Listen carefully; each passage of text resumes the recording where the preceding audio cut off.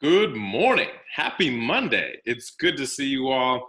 Today's book is in our continuing series about the passage of time. And today we are going to be reading The Sunsets of Miss Olivia Wiggins. This book is sure to stir up some emotions and some feelings. Um, while I read the book, and it certainly can be something that some of us may be able to relate to. So think about things, make those connections, and let us begin.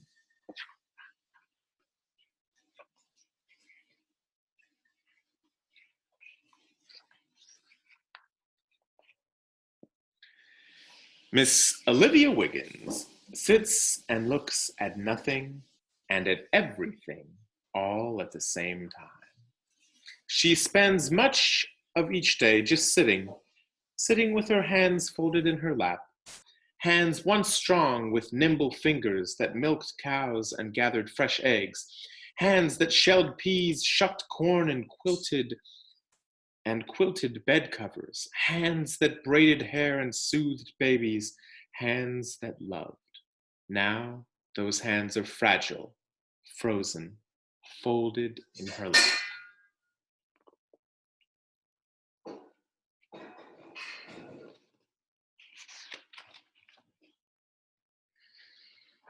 Miss Olivia, the nurse spoke softly, there's a lovely sunset this afternoon. The sky is streaked with pink. I'll move you over here where you can enjoy it. And he pushed her wheelchair to the west windows.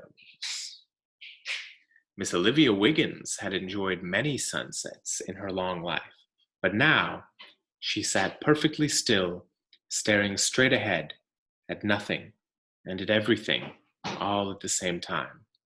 She didn't move. She didn't even blink. But slowly, quietly, she began to think.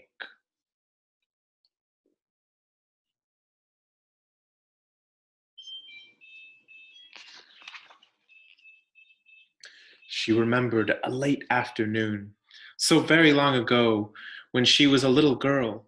She was playing in the yard when her papa came in from the fields. His stout arms swept her up in one smooth motion, and her long braids hung down to tickle his sweat-streaked face. Look, Olivia, he said, the sky is full of pink ribbons for my little angel.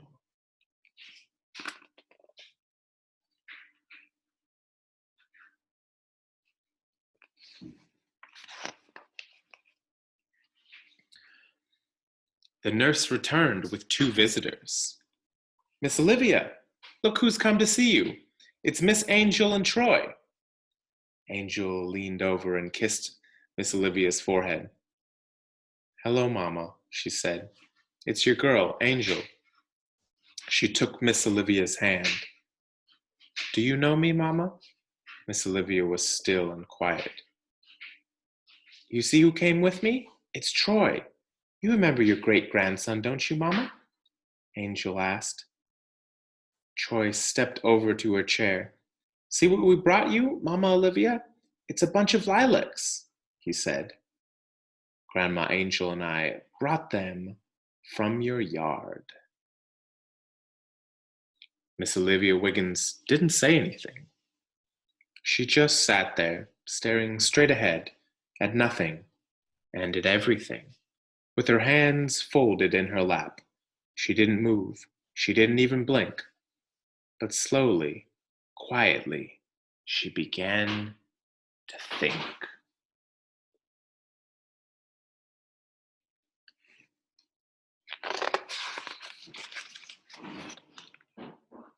She remembered a Sunday afternoon. Ned Wiggins came to call just as he had every other Sunday that spring. She and Ned took a quiet walk along the creek. They sat among the fragrant spring blossoms and tossed stones into the water. They laughed together and watched the afternoon sky fill with the color of violets and lilacs. That evening, as Ned Wiggins was leaving, Olivia knew He was the man she would marry.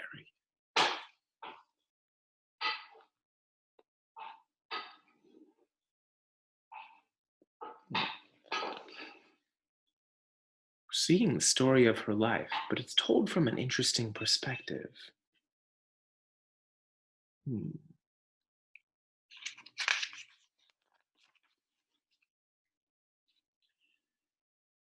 Angel was rocking next to her mother, while Troy stood by the window watching a family get out of their car. Look at that tiny baby, Troy exclaimed. It must have just been born, Angel smiled and looked at Miss Olivia. Troy, I remember the day you were born, she said. Your mama Olivia was there too. You should have seen her. She was so proud when they brought you out for her to hold. You were her first great grandchild, you know. All the while, Miss Olivia just sat facing the window, her hands still and folded in her lap. She didn't move. She didn't even blink. But slowly, quietly, she began to think. Where do you think the story is going next? Whose story are we about to tell again?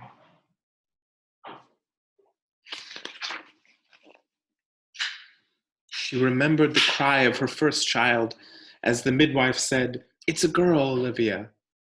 She wasn't sure if the golden glow that fell across the room that day was from the halo of a new angel or from the autumn sun. It didn't matter. It was a glorious day, and she decided to name her child Angel.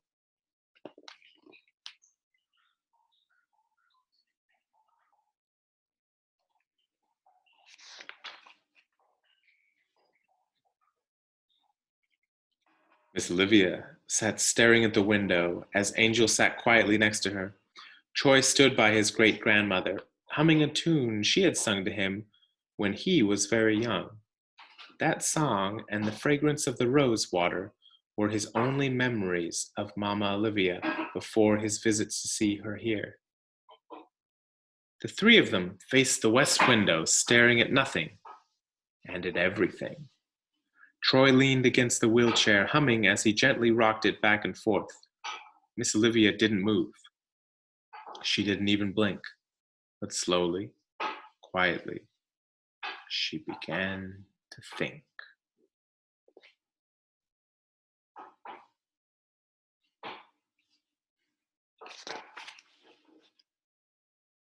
She remembered singing lullabies to each of her children.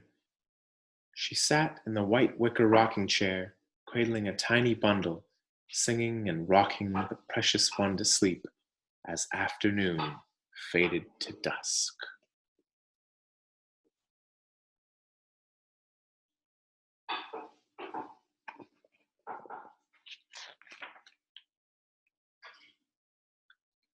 Visiting hours were ending, and the sitting room was filled with goodbyes and hugs. Miss Olivia sat staring out the window, and Troy rested his head on her shoulder.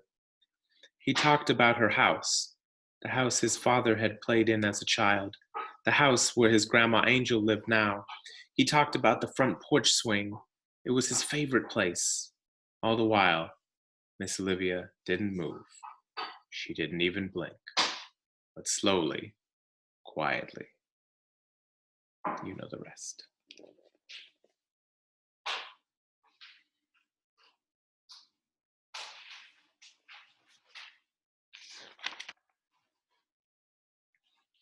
She remembered an afternoon, not so long ago.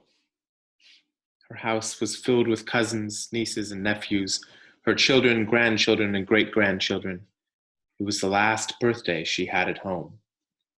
After the celebration, each one came by to say happy birthday and give her a hug before leaving. All but Angel. She and Angel sat chatting on the porch swing, and she took Angel's hand. The chains on the swing creaked responses to crickets and frogs as the sun cast long shadows across the yard. Angel squeezed her hand and said, Happy birthday, Mama. I love you. Then she saw one of the last rays of sun catch Angel from behind and wrap her in a golden halo.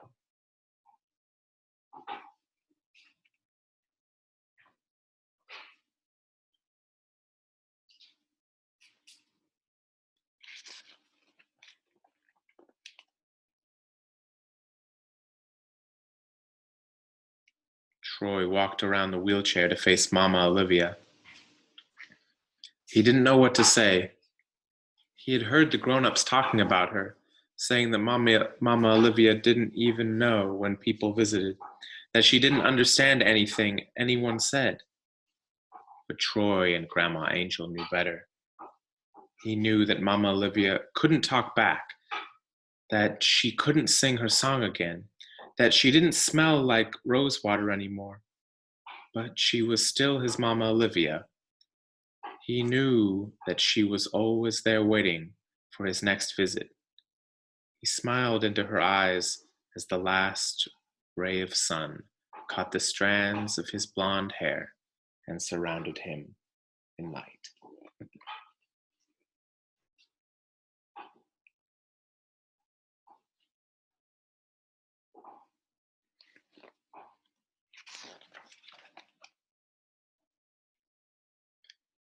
Angel stood up slowly. I hope you enjoyed that sunset, Mama. Miss Olivia didn't say anything, but Angel was almost sure she saw a smile. Did you see that, Troy? You do your Mama Olivia a world of good. Then the nurse came to get Miss Olivia for dinner. Troy stood quietly next to his Grandma Angel. He waved and blew a kiss as Miss Olivia was wheeled away to the dining room.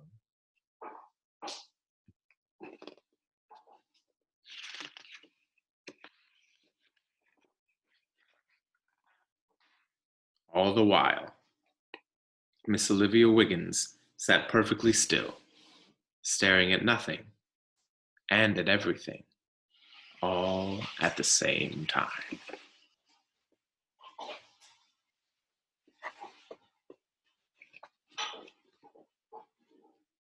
Boy, that's really a thought-provoking book, isn't it? For me, that book kind of gives me a deep, kind of a deeper feeling about the passage of time, thinking about my grandparents, thinking about maybe one day having kids myself and their kids that they will have. It's interesting to think about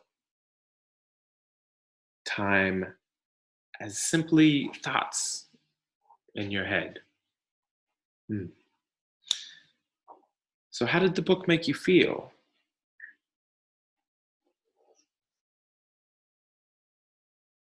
This was certainly a deeper one. A lot to think about. All right.